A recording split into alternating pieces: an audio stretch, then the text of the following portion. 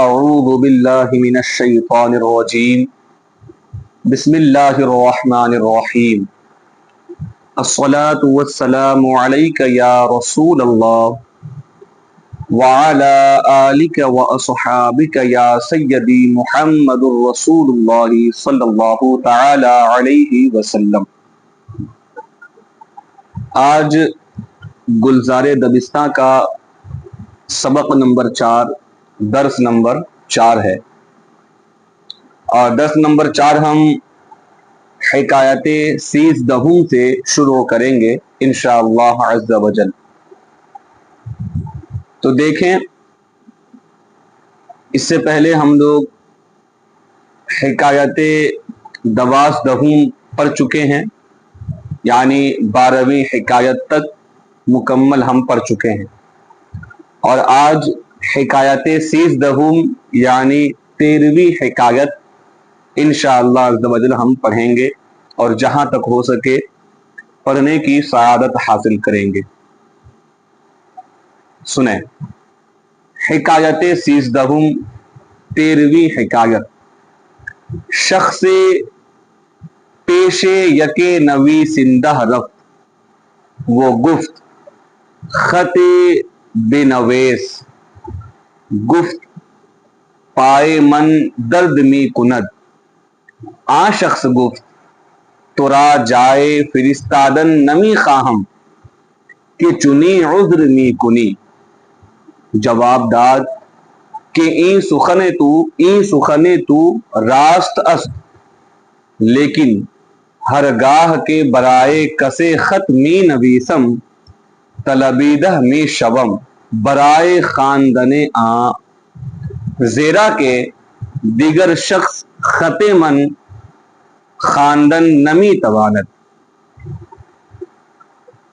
یہ مکمل ہو گئی عبارت۔ اب ترجمہ سماعت کریں اور غور سے دیکھیں۔ شخص پیش یک نوی سندہ رفت، شخص کوئی شخص یا ایک شخص، دونوں ترجمہ اس سے ہم کر سکتے ہیں۔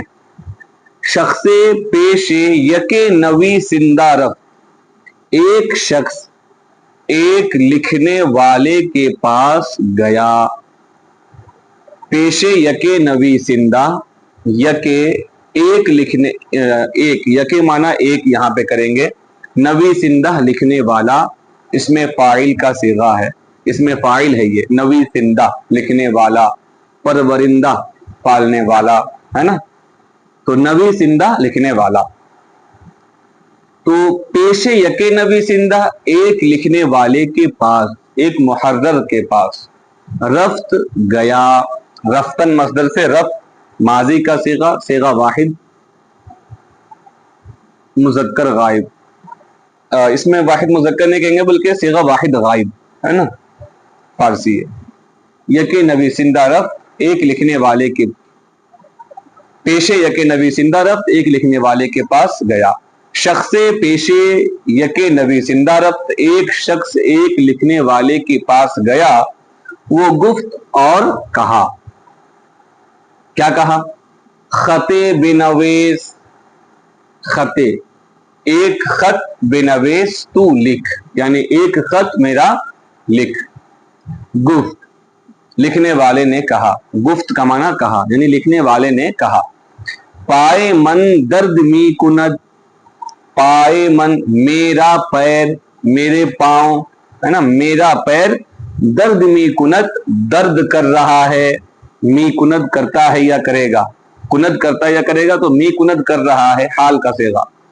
پائے من درد می کند، میرا پیر درد کر رہا ہے۔ آن شخص گفت، اس شخص نے کہا، کس نے؟ جو لکھوانے کے لیے گیا تھا اس نے۔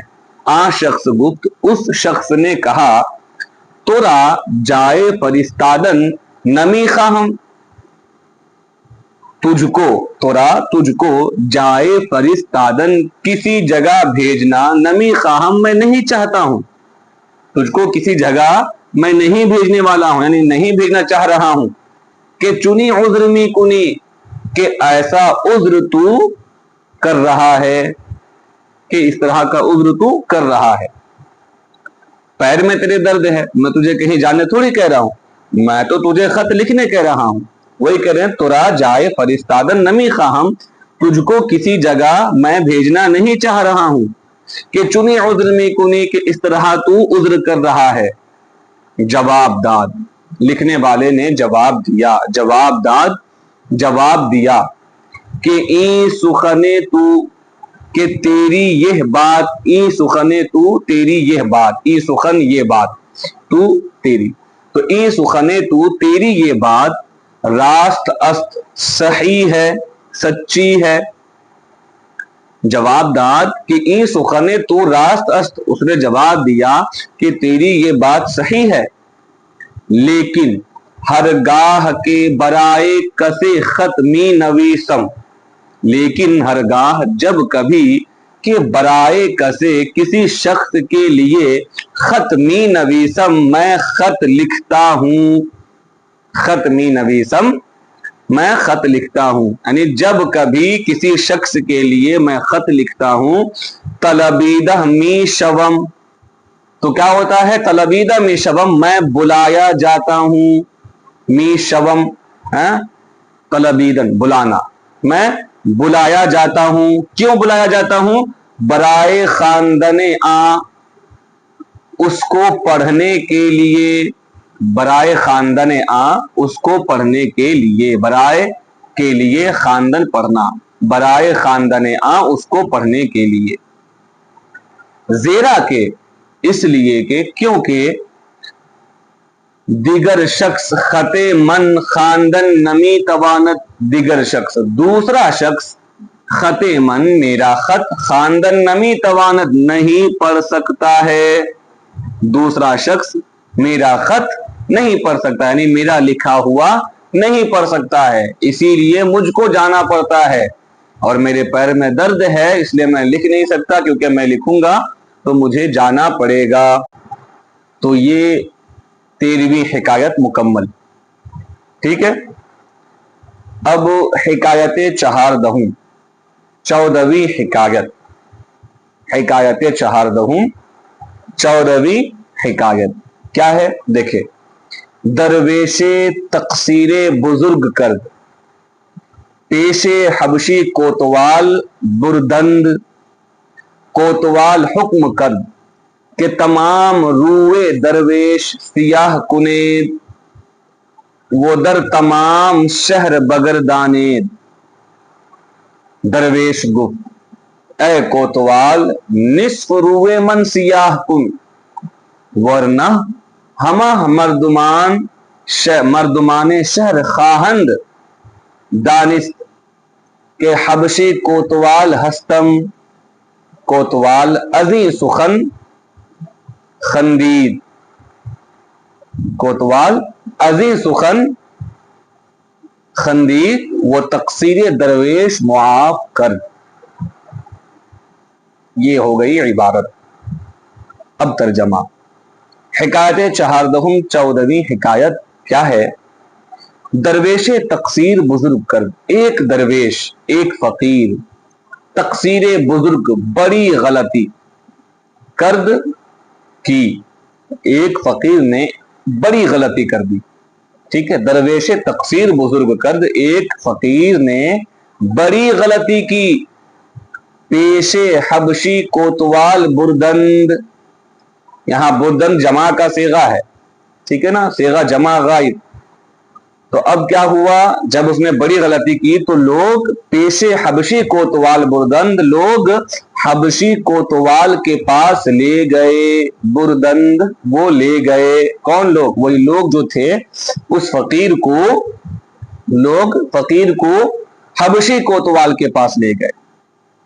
کوتوال حکم کرد، حبشی کا معنی کیا ہوتا ہے؟ کالا، ہے نا، تو دیکھو وہ کالا تھا، کوتوال کالا تھا، حبشی تھا، تو کوتوال حکم کرد، کوتوال نے حکم کیا کہ تمام روئے درویش سیاہ کنید، کہ فقیر کے تمام چہرے کو سیاہ کر دو، کالا کر دو، وہ در تمام شہر بگردانید، اور तमाम शहर में, पूरे शहर में घुमाओ बगरदाने घुमाओ।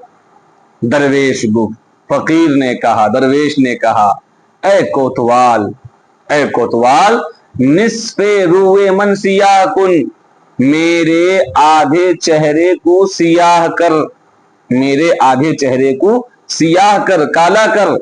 वरना हमह मर्दुमान शहर खाहन दानिस, वरना शहर के तमाम लोग जानेंगे क्या कि हबशी कोतवाल हस्तम, कि मैं हबशी कोतवाल हूं।